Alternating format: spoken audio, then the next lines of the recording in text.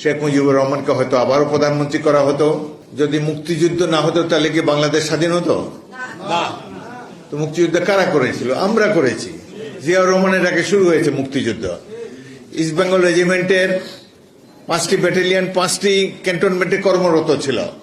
যেই মুহূর্তে পাকিস্তানিরা বাঙালিদের উপরে ঝাঁপিয়ে পড়েছে, ঢাকায় একটি গণহত্যা শুরু করেছে, রাজনৈতিক নেতারা প্রাণপণে পালিয়ে গিয়েছেন পাশের দেশে।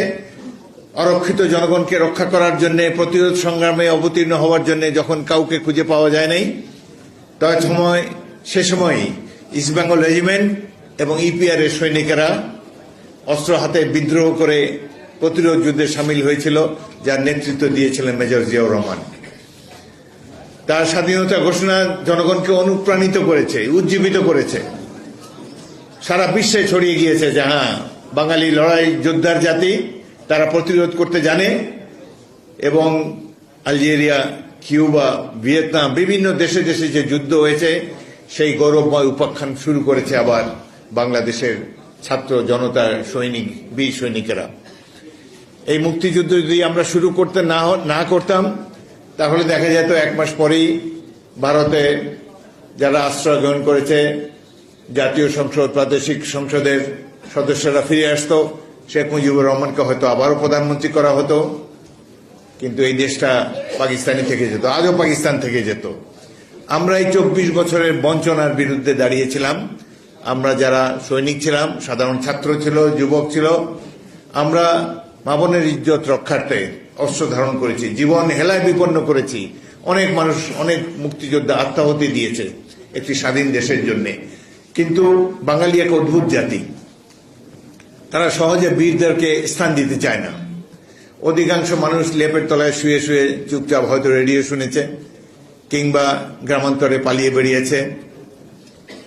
যুদ্ধ করার সাহস যাদের ছিল না, যাদের যৌবন থাকা সত্ত্বেও যারা যুদ্ধে যায় নাই, তাদের মধ্যে এক ধরনের হীনমন্যতা বোধ কাজ করে। তারা তখন মুক্তিযোদ্ধাদের বিরুদ্ধে নানান ধরনের অপপ্রচারে লিপ্ত হয়। স্বাধীনতা পরে পরে মুক্তিযোদ্ধাদেরকে বলা হতো হাজি, হাজি সাহেবরা এসেছেন।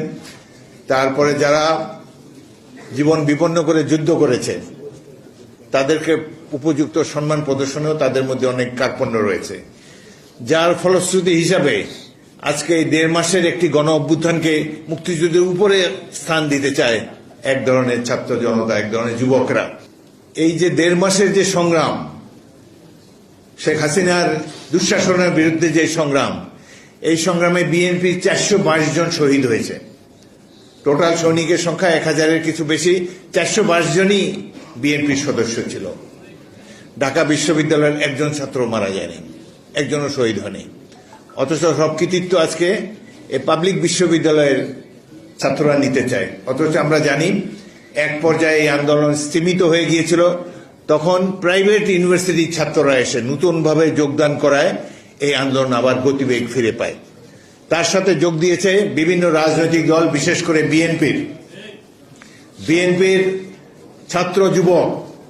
তারা জীবন উৎসর্গ করার জন্য শপথবদ্ধ হয়ে ঢাকা এবং অন্যান্য অঞ্চলে রাজপথে অবতীর্ণ হয়েছে।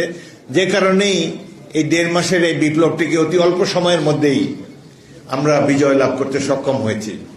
আমার আগে আরেকজন বক্তা বলেছেন যে আল্লাহরও একটি রহমতের মধ্যে ছিল। এত অপমান, এত দুঃশাসন, এত লুটপাটের পর,